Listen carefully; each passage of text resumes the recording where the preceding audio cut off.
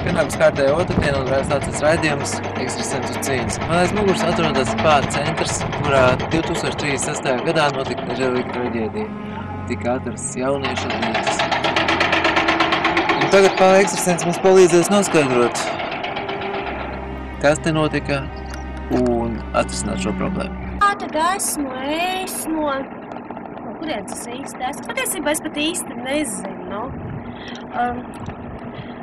Īstenībā es katru mēnesi vienā vietā, tad otrā vietā. Jā, patiesībā ir tā, ka es seju, ka man vecmāmiņa liek.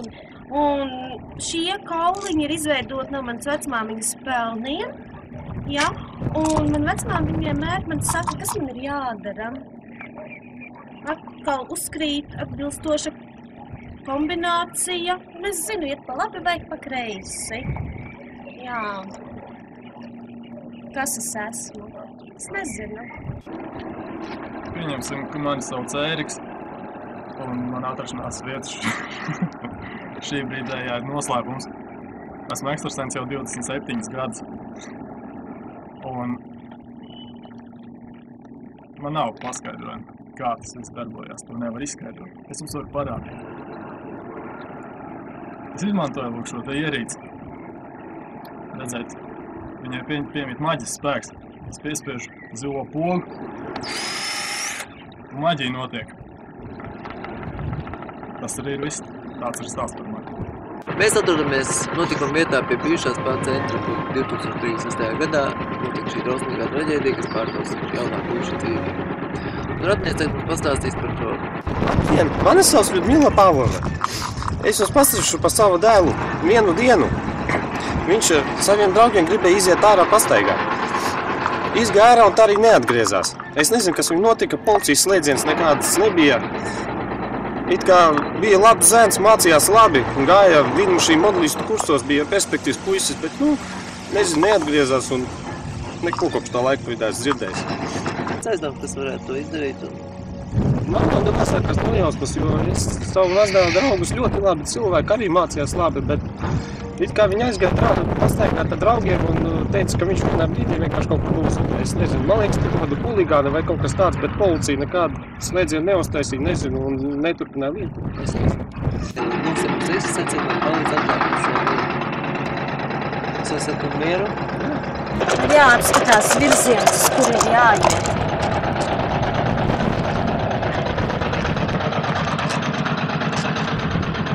Virziens nekādas turieni.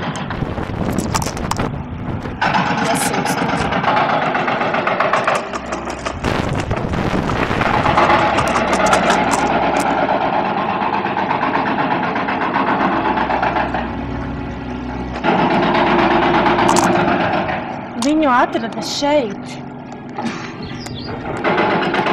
Viņš ir kritis no augšas.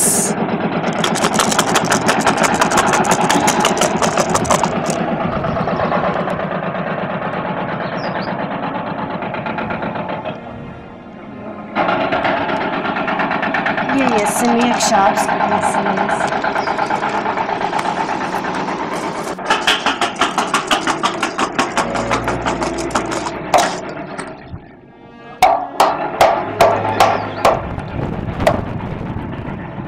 Viņš šeit nav bijis viens, viņš bija kopā ar saviem diviem draugiem.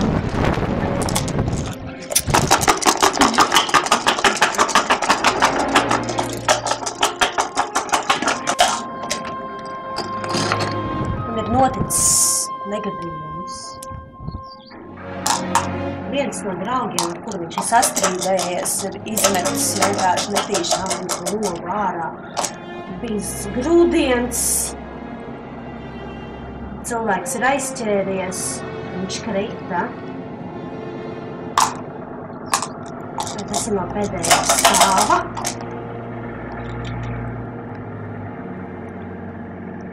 pēdējais no pēdējā stāva. Viņš ir ticis izgrūsts ārā. Tādēļ viņš ir miris. Tātad, esam atklāt noslēgumu. Maģi.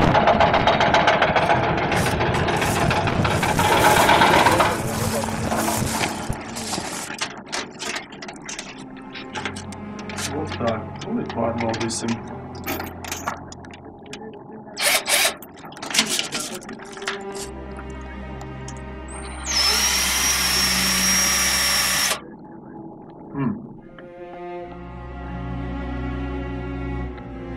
Interesanti. Kaut kas ir.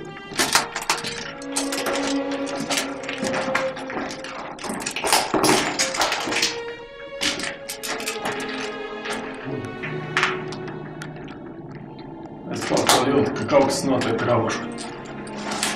Jāpagauda. Kurš šeit ir bijis, tas ir skaidrs. Maģija saka priekš atklāt par sevi.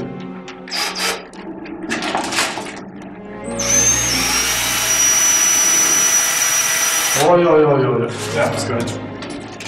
Tur nav divu domājāt augšā.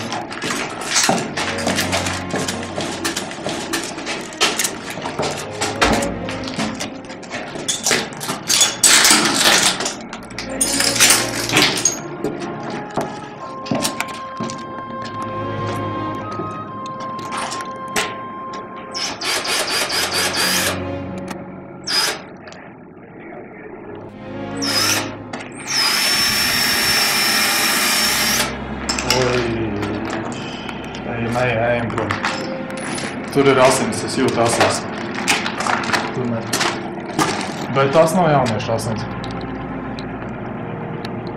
Jaunieši šeit ir aizgājis. Tas ir pilnīgi droši zināms. Viņš ir bijis viens pats. Lai arī ko teikt, tā nav bijusi slepkavība. Man ir jāpārbauda vienot.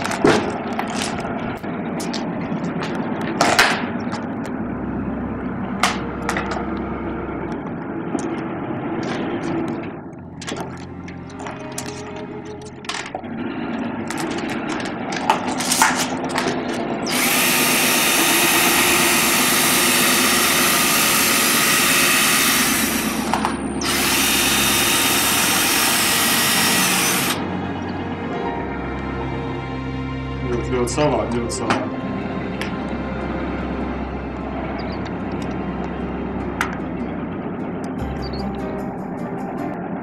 Tātad, jaunais cilvēks ir pats nolēcis no jumta.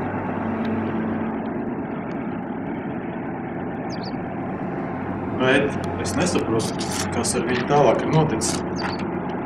Jā, šī ir notikuma vieta, pilnīgi noteikti. Tā ir pašnāvība. Bet, ja es pareizi atceros, jauniešu radinieki stāstīja, ka nav bijis policijas slēdziens. Kur ir palicis līdz? Tā ir mistērija. Tātad mans slēdziens ir orgānu tirzniecība. Jaunieši paliek tik savāks, un orgānu tirzniecība ir iemesls, kādēļ mēs viņu nevaram atrast. Maģija. Es dzirdēju abu ekstrasensu domas un viņu slēdzienus. Un, ziniet, es pazinu savu mazdēla draugus, es tiešām neticu, ka viņi varētu nogrūst. Vienīgais, ja tas tiešām būtu nejaušības gadījums. Un orgānu donors, jā, tā ir ļoti ticamā iespēja, jo mans mazdēls nepīpēja, viņš nelietoja alkoholu, narkotikas vispār, tāda nebija vienkārši. Bet, es domāju, ja orgānu donors, kā tie cilvēki varēja zināt, ka viņš ir veselīgs cilvēks. Tāpēc tomēr noslēdzos uz to variantu, ka tā bija nejaušības gadījums, kā manu mazdēliņu nogrūda, un viņš nomira.